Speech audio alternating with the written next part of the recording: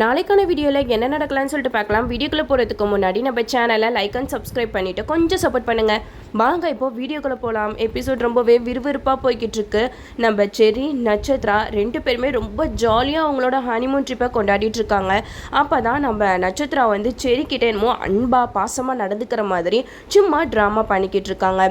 செரி வந்து நம்மளை காப்பாற்றிருக்கானே, இவன் எவ்வளோ நல்லவனாக இருந்திருக்கான், இவனுக்கு போய் நம்ம இவ்வளோ பெரிய துரோகத்தை பண்ண பார்த்தோமே அப்படின்னு சொல்லிட்டு நட்சத்திரா செரி தூங்கும்போது நல்ல விதமாக பேசிக்கிட்டு இருக்காங்க. அப்போ கூட செரி மனசில் நினைக்கிறாங்க, ஒருவேளை நட்சத்திரா திருந்திட்டாலோ அப்படின்னு சொல்லிட்டு ரொம்ப சந்தோஷமாக நட்சத்திரா கூட பேசிக்கிட்டு இருக்க. அப்போ தான் நட்சத்திராவோட உண்மையான முகம் வெளியில் வருது.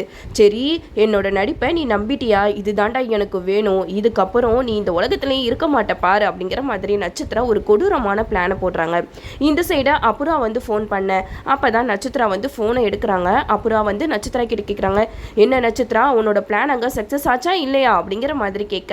அதுக்கு நட்சத்திரா சொல்கிறாங்க, மம்மி ஏன் கேட்குறீங்க, இங்கே பெரிய பிரச்சனை ஆயிடுச்சு. நான் அவனை சாகடிக்கிறதுக்காக ஸ்விம்மிங் ஃபூலில் கரண்ட் ஷாக் வச்சு அது கடைசியில் எனக்கே வந்துடுச்சு. நல்ல வேலை அவன் தான் என்னை காப்பாற்றி ஹாஸ்பிட்டல் கூட்டிகிட்டு போய் இப்போ உட்கார வச்சிருக்கான் அப்படிங்கிற மாதிரி சொல்ல. இதை கேட்ட அப்புறம் வந்து சொல்கிறாங்க, நட்சத்திரா உனக்கு எதுவும் ஆகலைல்ல, அவன் உன்னைய காப்பாற்றிட்டான்னு சொல்லிட்டு அவன் மேலே கொஞ்சம் கூட நீ இறக்கப்படக்கூடாது. அவனை நீ எப்படி கொல்லணும்னு பிளான் பண்ணியோ அதே மாதிரி அவனோட கதையை முடிச்சுட்டு தான் நீ இங்கே வர அப்படிங்கிற மாதிரி அப்புறா வந்து நட்சத்திரா கிட்ட சொல்லிக்கிட்டு இருக்காங்க. என்னதான் இருந்தாலும் அபூர்வா நட்சத்திரா எல்லாமே ஒரே கேஸ் தான், திருந்தாத ஜென்மங்க. அபூர்வா பேசி கேட்டுட்டு நட்சத்திராவும் ஒரு பிளான் பண்றாங்க. சரி, நாளையோட உன் கதை முடிஞ்சதுதா அப்படின்னு சொல்லிட்டு செரியை ஒரு இடத்துக்கு கூட்டிட்டு போறாங்க. அங்க போயிட்டு ஒரு மலை உச்சியில செரி கிட்ட ரொம்ப ஜாலியா பேசிக்கிட்டு இருக்காங்க. இனிமேட்டு தான் நம்ம வாழ்க்கை தொடங்க போகுது அப்படி இப்படின்னு பேசிக்கிட்டு இருந்து செரி கிட்ட சொல்றாங்க, சரி நான் உன் காலில் விழுந்து இந்த இடத்துல ஆசீர்வாதம் வாங்கணும்னு நினைக்கிறேன், கொஞ்சம் கண்ணை மூடுறியா அப்படிங்கிற மாதிரி கேட்க. செரியும் நட்சத்திரம் எங்க ஆசீர்வாதம் தான் வாங்க போறாளோ அப்படின்னு சொல்லிட்டு கண்ணையும் மூடிடுறாங்க. இந்த கேப்பில் நட்சத்திரா செரி காலில் விழுந்து ஆசீர்வாதம் வாங்குற மாதிரி அப்படியே குனிறாங்க. செரியோட காலை அப்படியே வாரி விட்டுடுறாங்க. நம்ம செரியும் மலை உச்சியிலேருந்து அப்படியே அந்த நீர் வீழ்ச்சிக்கு இடையில அப்படியே பறந்து போய் விழுகிற மாதிரி காட்டுறாங்க. இதை பார்த்ததுமே நட்சத்திரா ரொம்ப சந்தோஷப்படுறாங்க. என் வாழ்க்கையை வாடா நாசம் பண்ண நீ வந்த, எனக்கு இஷ்டமே இல்லாத இந்த தாலியை கட்டிட்டு என் கூட நீ சந்தோஷமாக வாழ்கிறதுக்கு நினச்சிக்கிட்டு இருக்கியா? இன்னையோட அவளை தான் உன் கதை முடிஞ்சிச்சு. என் கழுத்தில் சம்மந்தமே இல்லாமல் தாலி கட்டின உனக்கு இதுதான்டா தண்டனை அப்படின்னு சொல்லிட்டு நட்சத்திரா அங்கேருந்து போயிடுறாங்க. ரொம்ப சந்தோஷமாக நட்சத்திரா வந்து ஊருக்கெல்லாம் கிளம்பி போகிறாங்க. அப்பாடா, ஒரு வழியாக நம்ம நினச்சதை சாதிச்சிட்டோம், செரியோட கதையை க்ளோஸ் பண்ணிட்டோம் அப்படின்னு சொல்லிட்டு ரொம்ப சந்தோஷத்தில் போய் இறங்குறாங்க. அப்போ தான் அபூர்வா நட்சத்திரா கிட்ட கேட்குறாங்க, என்ன நட்சத்திரா நீ நினச்ச காரியத்தை முடிச்சிட்டியா அப்படிங்கிற மாதிரி கேட்க. உடனே நட்சத்திரா ஸ்வீட் எடுத்து மருதாணி அபூர்வா இவங்களுக்கெல்லாம் கொடுத்து ரொம்ப ஜாலியாக கொண்டாடிட்டு இருக்காங்க. மம்மி நம்ம நினச்ச பிளான் சக்ஸஸ் ஆகிடுச்சு, ஒரு மலை உச்சியில் போயிட்டு செடியோட கதையை முடிச்சிட்டேன் அப்படின்னு சொல்லிட்டு ரொம்ப ஸ்வீட் எடுத்து சந்தோஷமாக கொண்டாடிட்டு இருக்காங்க. இந்த சைடு இந்த எஸ்பி சூர்யா வேற ககனை பழி வாங்கணும் அப்படின்னு சொல்லிட்டு ஒரு பொண்ணை ஏற்பாடு பண்ணுறாங்க. ஒரு பொண்ணை 4-5 பேரை வச்சு துரத்த வைக்கிற மாதிரி ககன் முன்னாடி சும்மா ட்ராமா பண்ணுறாங்க. ககனும் ஏதாவது ஒரு பொண்ணுக்கு ஆபத்துனா அவர் பொங்கி எழுந்துருவாரே, அதே மாதிரி தான் ஒரு பொண்ணை 4-5 பேர் சுற்றி ஏதோ பண்ண வராங்க அப்படின்னு சொல்லிட்டு அந்த பொண்ணை காப்பாற்றுங்கிற பேரில் அந்த ரவுடிங்களெல்லாம் அடித்து தம்சம் பண்ணிடுறாங்க. இந்த சைடு இது எல்லாத்தையுமே ஒருத்தர் வீடியோ எடுத்துகிட்டு இருக்காரு. இந்த சைடு சூர்யா வந்து மாட்டினான்டா ககன் அப்படின்னு சொல்லிட்டு கிட்டக்க போயிட்டு ககன் கிட்ட கேட்குறாங்க, எதுக்காக ககன் இவங்களெல்லாம் போட்டு அடிக்கிற அப்படிங்கிற மாதிரி கேட்க. அதுக்கு ககன் சொல்கிறாங்க, அவங்கெல்லாம் இந்த பொண்ணை கிட்னாப் பண்ணுறதுக்காக வந்தாங்க, நல்ல வேலை நான் வந்து கடைசி நேரத்தில் இந்த பொண்ணை காப்பாற்றினேன் அப்படிங்கிற மாதிரி சொல்ல. இது கேட்ட சூர்யா வந்து சொல்கிறாங்க, இந்த பையன் சொல்கிறது உண்மைதானாமா, உன்னை இவங்கெல்லாம் கிட்னாப் பண்ண வந்தாங்களா அப்படிங்கிற மாதிரி கேட்கும்போது அந்த பொண்ணு சடனாக அப்படியே ககனை கை காட்டுது. ககனை கை காட்டினோட ககனுக்கே ஷாக் ஆகிடுச்சு. ககன் வந்து அந்த பொண்ணுக்கிட்ட கேட்குறாங்க, என்னம்மா சொல்லிக்கிட்டு இருக்க, நீ அந்த ரவுடிங்க துரத்துறாங்க தானே என்கிட்ட ஹெல்ப் கேட்ட, எனக்கும் உன்ன மாதிரி ஒரு தங்கச்சி இருக்கா, அதனால தான் நானும் உனக்கு ஹெல்ப் பண்ணினேன், இப்போ என்ன கடைசியில் நீ என்னையவே மாட்டி விடுற அப்படிங்கிற மாதிரி ககன் சொல்ல. இதை கேட்ட சூர்யா வந்து ககனை அடிக்கிறாங்க. நடிக்காதடா, நீ வந்து பொண்ணுங்களை கிட்னாப் பண்ணி தான் பிஸ்னஸ் பண்ணிக்கிட்டு இருக்கியா, நட ஸ்டேஷனுக்கா அப்படின்னு சொல்லிட்டு சூர்யா வந்து ககனை பிடிச்சி தரன்னு இழுத்துட்டு போகிறாங்க. அது மட்டும் இல்லாமல் லாக்கப்பில் வச்சு அடி அடி அடின்னு ககனை போட்டு பயங்கரமாக அடிக்கிறாங்க. இதை எல்லாத்தையுமே வீடியோ எடுத்து அபூர்வாக்கா அமுச்சு விட்டுடுறாங்க.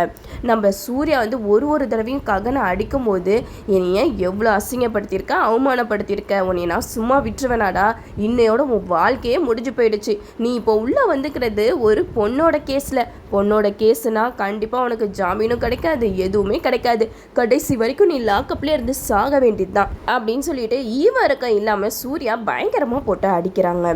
இந்த சைடு அபூர்வா அந்த வீடியோவை பார்த்துட்டு ரொம்ப சந்தோஷப்படுறாங்க. இந்த கண்குள்ளா காட்சி பார்க்கறதுக்கு தானே நான் இவ்வளோ நாளாக காத்துக்கிட்டு இருந்தேன், அப்பப்பா என்ன ஒரு காட்சி அப்படின்னு சொல்லிட்டு ககன் அடி வாங்குறத நம்ம அபூர்வா வந்து திரும்ப திரும்ப பார்த்துக்கிட்டே இருக்காங்க. மருதாணி அபூர்வா கிட்ட கேட்குறாங்க, என்ன அபூர்வா எதையோ பார்த்து இப்படி ரசிச்சுக்கிட்டு இருக்கா அப்படிங்கிற மாதிரி கேட்க, உடனே நம்ம அபூர்வா மருதாணி கிட்ட சொல்கிறாங்க, சித்தி நம்மளுக்கு இப்போது நல்ல நேரம் போல், அதனால தான் நம்மளுக்கு எல்லாமே நல்லதாக நடக்குது.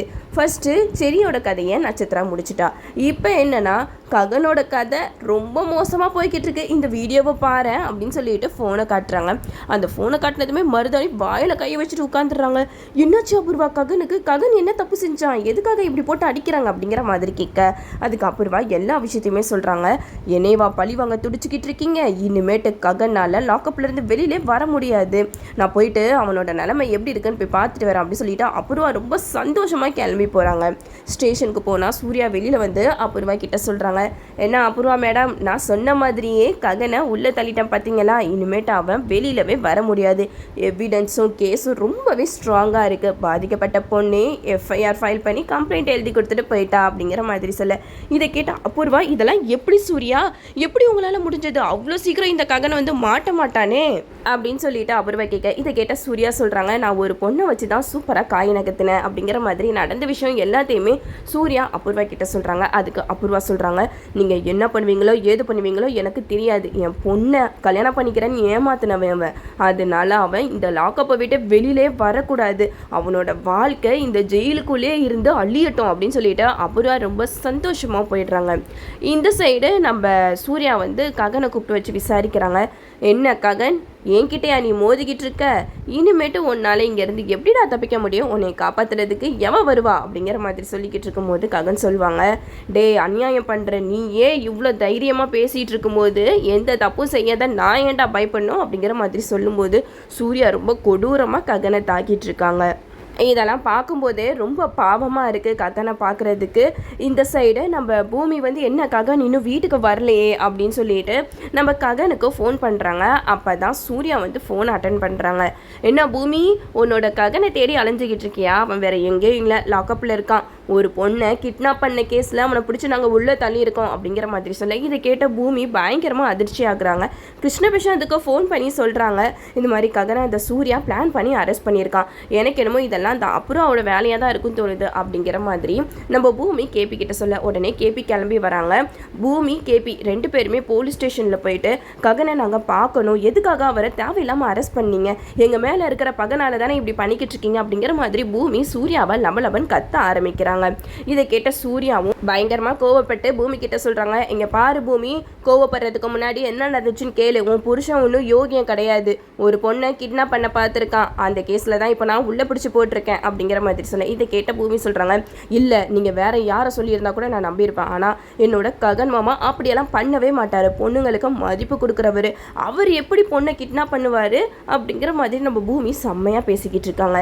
இதை கேட்ட சூர்யா வந்து சொல்கிறாங்க, இங்கே பாரு பூமி, தேவையில்லாமல் பேசிக்கிட்டு இருக்காது, அப்படி ககனை வெளியில் எடுக்கணும்னா கோர்ட்டில் வந்து பார்த்துக்கோங்க அப்படிங்கிற மாதிரி சொல்ல, இதை கேட்ட கிருஷ்ணா சொல்கிறாங்க, இங்கே பாருங்கள் சார், எங்களுக்கும் கோர்ட்டு கேஸுன்னு அலைய தெரியும், ஆனால் எந்த ஒரு தப்பும் பண்ணாதவனை நீங்கள் எதுக்காக இப்படி தண்டிச்சுட்டு இருக்கீங்க, எங்களை ககனை எதுக்கு பார்க்க விட மாட்டேங்கிறீங்க அப்படிங்கிற மாதிரி கேட்க, இதெல்லாம் கேட்ட சூர்யாவுக்கு என்ன பண்ணுறதுனே தெரியல. அப்போ தான் நம்ம பூமி சூர்யா கிட்ட சொல்கிறாங்க, என்னோட புருஷன் எந்த தப்புமே செய்யலை, அதை நான் ஆதாரத்தோட நிரூபித்து தான் காட்டுவேன், கடைசியில் கண்டிப்பாக நேர்மை தான் வெல்லும் அப்படின்னு சொல்லிட்டு பூமி சூர்யா கிட்ட சவால் விட்டுட்டு போயிடுறாங்க.